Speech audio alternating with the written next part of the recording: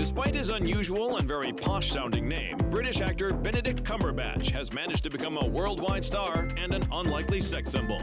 I don't know how these things happen because, I've been working for a while now and I've just got some really fantastic breaks in a few really, really special films. Both of his parents were actors, and young Benedict went on to study classical theater in college, before coming to international attention in 2007's Atonement, opposite his good friend Keira Knightley. It was wonderful to work with her, meet someone who I'd seen from afar being extraordinary at such a young age. Then he landed a somewhat bigger part in 2011 with Warhorse, directed by the one and only Steven Spielberg. He's a master, and so you do stand slightly in awe of his work and being in his company, but he makes you feel so much a part of it, truly artistically a part of what he's trying to create.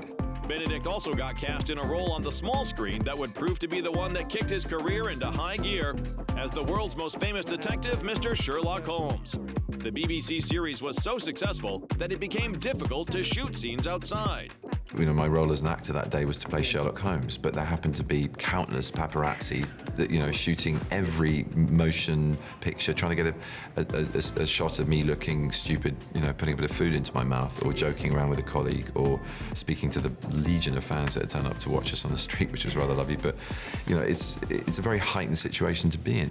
And in 2014, he earned his first Oscar nomination for his performance in The Imitation Game as British math genius Alan Turing, who helped break Nazi codes during World War II. If we do anything right with this film, it is to bring Alan to a broader audience, to people who haven't known him in all his complexity and brilliance before. But the star is never one to rest on his laurels and has continued joining as wide a variety of projects as possible, from the crime drama Black Mass to spoofing the fashion world in Zoolander 2, followed by becoming a big screen superhero with 2016's Doctor Strange. There's something for everyone here. It's got a great cast of many nationalities, and it is a story that it embraces a huge body of the world, and also at the same time it's about a reality that we all share. There's a sort of common universal human sort of strength to the story, but also to the purpose of this character coming into our lives. So I think it will resonate with a lot of people, and I just think people crave something new and different, and I think the visuals and the trip of this film, just the excitement viscerally of what it's going to be like watching it, is going to be something for everyone, really. Thanks to the coronavirus, the prolific star was away from our screens for a while, but he came roaring back in 2021 with no less than 4 projects, including snagging another Oscar nod thanks to the power of the dog. I know cinemas are really, really keen to make people feel safe and welcomed, and that they can forget about it for a while and feel safe doing that, and just absolutely absorb themselves in the art that they're watching. It's a huge part of cinema is to have that communal experience.